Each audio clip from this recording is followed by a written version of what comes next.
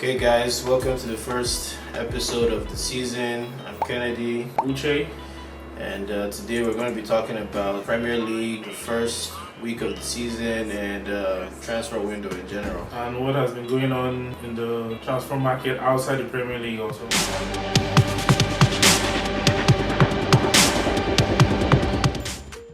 Let's start with the biggest news, which is Messi. What are your opinions about why he didn't come? And I was looking forward to him coming. I mean, I've always wanted to see him play in a different league, and we're better to play than the Premier League. I mean, despite what some people might say, why didn't he come? The whole thing was a ridiculous drama because I believe Barcelona should have given him the ability to determine where he will play after serving them for what was it 16? I think 16 years in the senior team, 20 years in general at the club, if not more. So what do you think? for me, I think I agree with you and think he should have been able to decide where he will play his future. I think Barcelona made a mistake also. Messi is 33. I understand that he's the best player in the world and has been for a while. I think right now they should have been in a rebuilding phase. Suarez is leaving also. Yeah. They should have accepted something like maybe 150, 200 million plus like two players. Yeah, I think that was a mistake because they're still going to be in financial turmoil because paying him 1 million euros every week is also a burden on them, to me. yeah. I think Barcelona deciding to force him to even decide to keep him basically shows that they're not serious about the rebuilding that they were talking about. Absolutely. I think it was also political. Yeah, The president didn't want it to be under his watch that Messi leaves. yeah, exactly. And I think their elections are coming up too. Yes. So I mean, they're talking about rebuilding a team. They're selling almost everybody, Right. and you have Messi, who is 33. I mean, best player in the world, no doubt. But he's 33. He's gonna. No matter how good he is, he's gonna stop playing within the next 3 years, I think. And I think I read a report that Man City was offering them 100 million plus Jesus and Bernardo Silva, something like that. Yeah, I think 2 or 3 players. Yeah. So if you're Barcelona, They should have negotiated a deal. yeah, if you're Barcelona, you're trying to rebuild. That sounds like a wonderful deal, especially considering Messi is gonna have the opportunity to leave for free next season.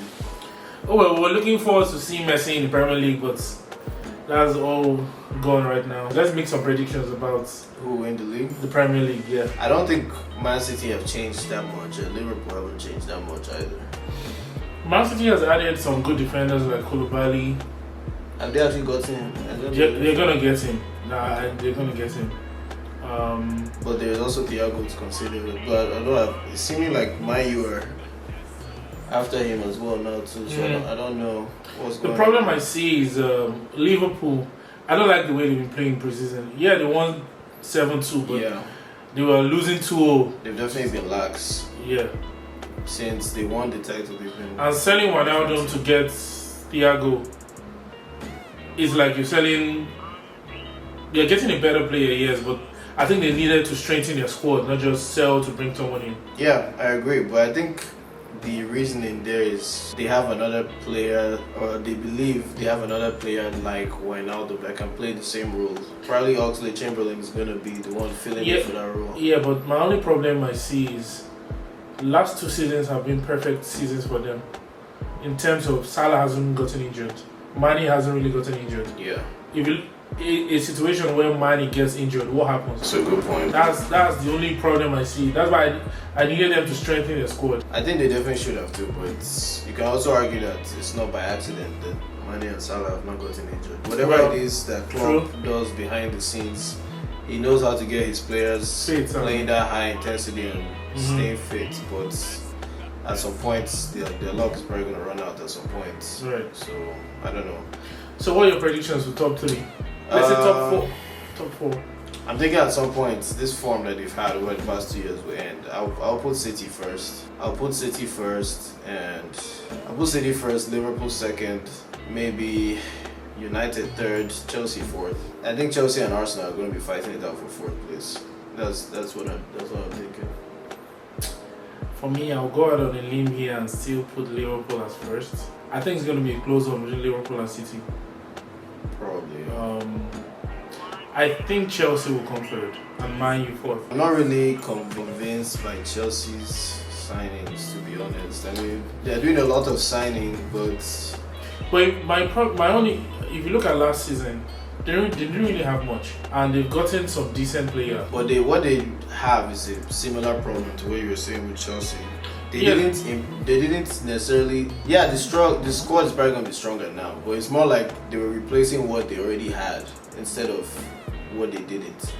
Like Giroud is not the best striker in the league. But he was producing. And what do? You go bring in another striker on top of Giroud and Abraham. Don't get me wrong. I think it's going to affect. Really I agree with you too. It's going to affect even the way the dressing room is. And then you have Mount, and you go bring in Havertz. I'm hearing reports too that Mount is not. He's not happy. I heard that also. But Havertz being signed. Because is Abraham going to play? Is Giroud going to play? That's going to be confusion over there because it's looking like what they'll do at the beginning of the season again is try putting Giroud on the bench again and rotate between Werner and Abraham, and then discover again that maybe Giroud is he's still the best. Still the best. Right? I wouldn't be surprised if that's what happened because they've done this. I think there's so much hype with their players. I hope they perform. Yeah, I don't know. The only person I've not really watched Werner play that much, so I don't know what to expect. Supposedly he's supposed to be good. I've not really watched Havertz play. The only one I've really seen is Ziyech, and even then, it's not like I've seen him extensively. I expect Ziyech to play well, but who knows? Other people have come to the Premier League and not worked out. So Chelsea's players, there's a huge question mark in there for me. I don't know how they're going to perform. If they perform the way everybody expects them to, then they'll definitely be third. But I think United are looking more solid, in my opinion. Well, hey guys, just watch us Arsenal wins the Premier League and put us to shame. I mean, I want to put Arsenal higher. I want to say Arsenal will be third, but I've not been impressed by the signings as of September 6th today. They need more. If we can get someone like if we can get Thomas Partey, maybe I think those two will be decent. Yeah, that would be great. Maybe even Coutinho on loan if that's not. Coutinho is not happening. But now that Messi's staying back, they might need to actually send somebody out. Now that Messi is no longer leaving, but who knows? I don't know. I'm not looking at Coutinho. That one is out of our hands. But Partey and it's just about dropping the money at this point. That's what. It's also about selling. We don't have to include somebody in bids. Whatever someone wants to buy the player, sell him. Yeah. We don't have to say 35 million and the player. Just sell the player. And move on. They're being very nitpicky. But what I'm worried about now is this one that Ozil is playing. I'm not worried about that. I'm worried actually. He's still going to be on the bench. I'm quite worried because it's suggesting to me that maybe they want to try using him again and not sign someone like our. Yeah, well, we don't really need. I think what the priority right now is Partey. Yeah. That's the priority right now. If we don't get him, we have no chance to challenge for any title. I agree. Partey is definitely going to be, if he lives up to what I'm hearing. I've watched him play. He's a good player. I've seen him play with Atletico, right? Yeah. A couple times, but apart from Champions League games, I've not seen him anywhere else. But he should be great. I love the fact. Not like I love the fact that Ceballos is coming back.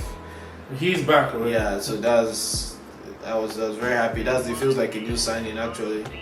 So if we can get someone like Partey and Ceballos might even play more advanced roles, and we'll see what happens. But I'd like to see Arsenal finish third, but I know Arteta. I believe in Arteta. I believe he can get the best out of them. It just depends on how our squad will match up against Chelsea and United squads. Because I've not been impressed with the signing so far. We'll see what happens though. Yeah, let's leave it at that for now, and we'll catch you guys next time. We'll talk more about in depth about what we expect for the new season. The Fantasy Premier League also. Alright, see you guys. See you guys later. Do you think maybe we should play Fan Team? You can't play Fan Team. I tried. Why not? Because you're in America. Wow. You think I've tried everything. I even tried to say, okay, let me see as if I'm in UK. Not work.